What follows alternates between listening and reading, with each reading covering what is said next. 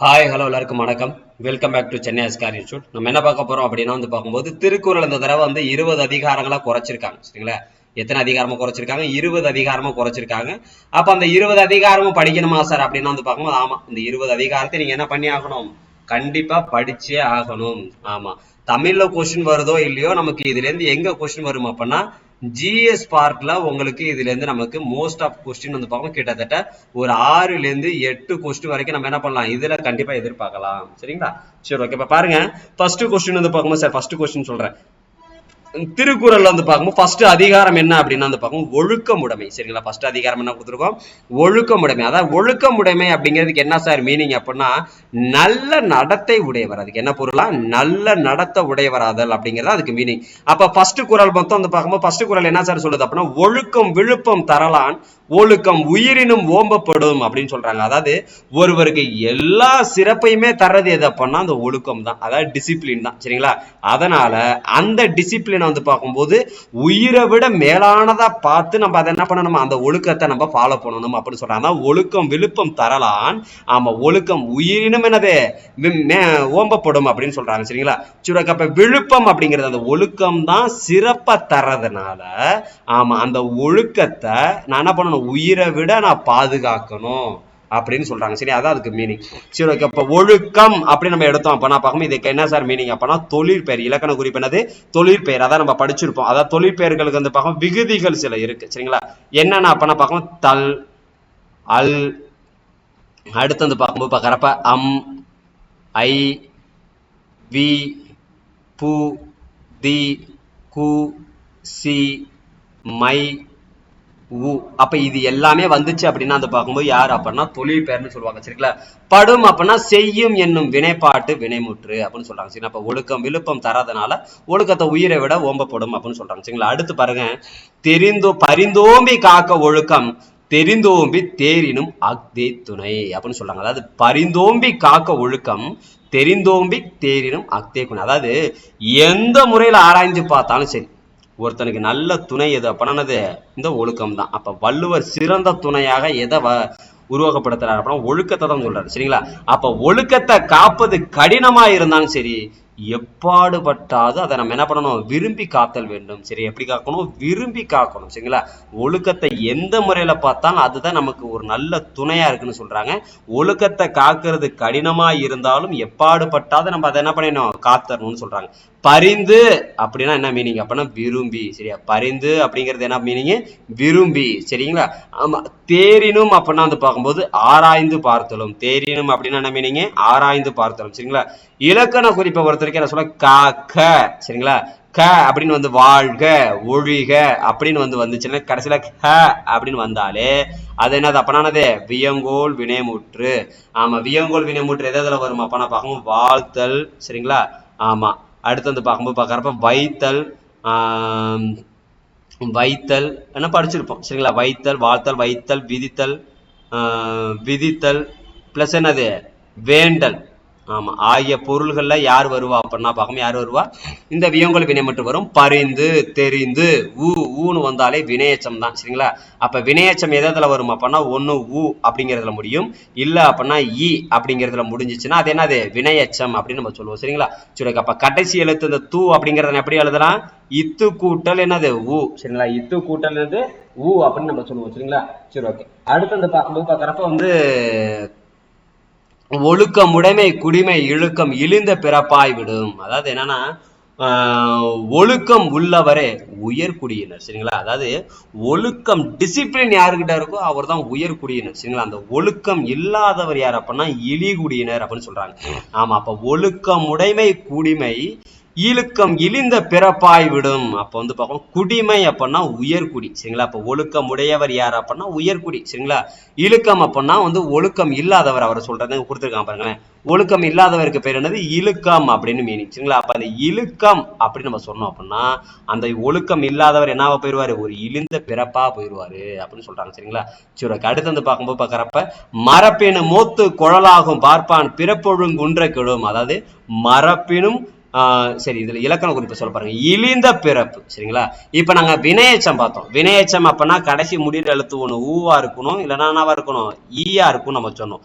Suppose இழிந்த, அப்ப இது தாவை எப்படி பிரிக்கலாம், இத்து கூட்டல் என்னது சரிங்களா, ஆன்னு வந்தாலே அது என்னது அப்ப நான் பார்க்கும்போது என்னது பெயரச்சம். சரி, என்னது பெயரச்சம் நம்ம சொல்லலாம். சரிங்களா? சரி, அப்ப இதுல என்ன கொடுத்திருக்காங்க அப்படின்னா 4வது குறள் பாருங்க. மரப்பின் மோத்தும் குழலாகும் பார்ப்பான் பிறப்பெலும் குன்றம் கெடும். அப்படின்னா ஒருவன் தான் கற்ற கல்வியை மறந்தாலும் அதை மீண்டும் கற்றுக்கொள்ள முடியும். சரிங்களா? நம்ம படிக்கிறோம், மறந்து போச்சா, மறுபடியும் படிச்சுக்கலாம். ஆனா நம்மளோட டிசிப்ளின் ஒரு விஷயத்துல குறைஞ்சிருச்சுன்னா அவனுடைய குடிப்பிறப்போட சிறப்பே என்ன ஆயிருமா, அழிஞ்சு போயிரும்னு சொல்றாங்க. அவரோட குடிப்பிறப்போட சிறப்பே ஆயிரும், அழிஞ்சு போயிரும். அதான் மரப்பினும் மூத்தும் குழலாகும்.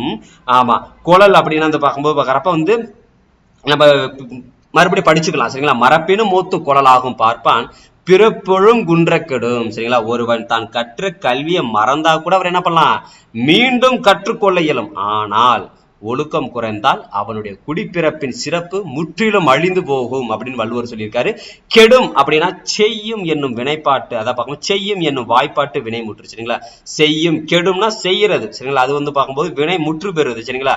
கொள்ளல் அப்படின்னு நம்ம சொல்றோம் அப்படின்னா அல் ஈற்று தொழில் பேரு. சரிங்களா? அதுக்கு என்ன பேரு, அல் ஈற்று தொழில் பேருன்னு சொல்றாங்க. சரிங்களா? ஆமா. இப்ப வந்து பார்க்கும்போது பார்க்கறப்ப வேற என்ன சார் குறள் கொடுத்துருக்காங்க அப்படின்னா, இதுல வந்து பார்க்கும்போது பார்க்கறப்ப வந்து 5வது குறள். சரிங்க, அது ஒரு நிமிஷம். இந்த 5வது குறள் பொறுத்த வரைக்கும் வந்து பார்க்கும்போது என்ன கொடுத்திருக்காங்க, அழுக்காறு உடையான்கண், என்னது அழுக்காறு உடையான்கண் ஆக்கம் போன்றில்லை ஒழுக்கம் இல்லான்கண் உயர்வு அப்படின்னு சொல்றாங்க. சரி, அழுக்காறு உடையான்கண் ஆக்கம் போன்றில்லை ஒழுக்கம் இல்லான்கண் உயர்வு.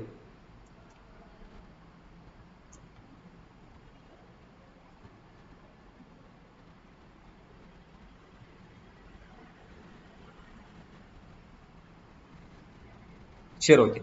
இப்ப என்ன சொல்றாங்க அப்படின்னா அழுக்காறு உடையான்கண் ஆக்கம் ஒன்றில்லை ஒழுக்கம் இலான்கண் உயிர். அதாவது பொறாமை உடையவன்கிட்ட செல்வமே நிலைக்காதான். ஒருத்தன் பொறாமையா கொண்டவனா இருக்கான அவன்கிட்ட செல்வம் என்ன ஆகாது, நிலைக்காது. அது போல ஒழுக்கம் இல்லாதவர்கிட்ட என்ன இருக்காது, உயர்வுன்னு ஒரு விஷயம் இருக்காது. அப்ப எதை பேணி பாதுகாத்தாலும் ஒழுக்கத்தை பேணி பாதுகாக்கணும்னு சொல்றாரு. சரிங்களா? ஆமா. அப்ப அழுக்காறு அப்படின்னா நம்ம மீனிங்க பொறாமை. சரிங்களா? ஆக்கம் அப்படின்னா நம்ம மீனிங்க செல்வம். ஆக்கம் அப்படின்னா நம்ம மீனிங்க செல்வம். சரியா? உடையான் அப்படின்னா பார்க்கும்போது பார்க்கறப்ப வினையாளனையும் பெயர். உடையான் அப்படின்னா நம்ம மீனிங்க வினையாளனையும் பெயர். அப்ப அணி வந்து பார்க்கும்போது பார்க்கறப்ப என்னது உவமை அணின்னு சொல்றாங்க. சரிங்களா? ஆமா. அதாவது இங்கே வந்து பார்க்கும் போன்றில்லை அப்படின்னு வெளிப்படையா வந்து பார்க்கும்போது என்னது உவம உறுப்பு வெளி வந்துருச்சு. சரிங்களா? ஆமா, போல அப்படிங்கிற மாதிரி வெளிப்படையா சொல்லிட்டாங்க. அதனாலதான் இங்க கொடுத்துருக்காங்க பாரு பொருள்ல. அது போல அந்த போலங்கிற உவம உறுப்பு வெளிப்படையா வந்துச்சுன்னா உவமை அணி. சரிங்களா? ஆமா. அடுத்து வந்து பார்க்கும் சப்போஸ் இல்ல சார் போலங்கிற விஷயம் வெளிப்படையா வரல ஆனா மறைஞ்சு வந்திருக்கு அப்படி நீங்க சொன்னீங்க அப்படின்னா அது என்ன அணி அப்ப நான் பார்க்கும்போது எடுத்துக்காட்டு ஓமை அணி. சரிங்களா? அது என்னது எடுத்துக்காட்டு ஓமை அணின்னு சொல்லுவாங்க. சரிங்களா? 6வது குறள் பாருங்க. ஒழுக்கத்தின் ஓல்கார் உறவோர் இழுக்கத்தின் ஏதம் படாபாக்கறிந்து. அதாவது ஒழுக்கத்தின் ஓல்கார் உறவோர் இழுக்கத்தின் ஏதம் படாபாக்கறிந்து. அதாவது ஒழுக்கம் தவறுதலால் ஏற்படும் குற்றங்களை, ஒழுக்கம் தவறுதனால ஏற்படக்கூடிய குற்றங்களை நன்கு உணர்ந்த மனவலிமை மிக்கோர். சரிங்களா? நன்கு உணர்ந்த மனவலிமை மிக்கோர் அந்த ஒழுக்க நெறியிலிருந்து சிறிதும் விலக மாட்டார்னு சொல்றாங்க.